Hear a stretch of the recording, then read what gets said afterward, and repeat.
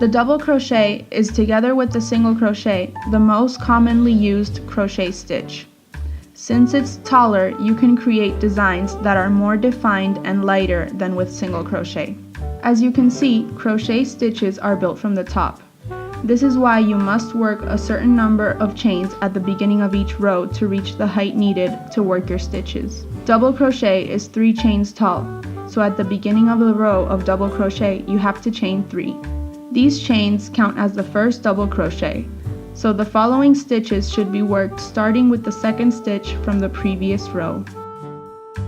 To work a double crochet, yarn over and insert your hook into the stitch indicated in the pattern.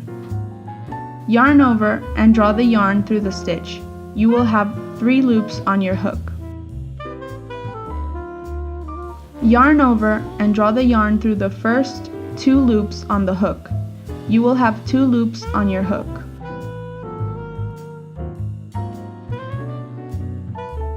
Yarn over again and draw the yarn through the rest of the loops.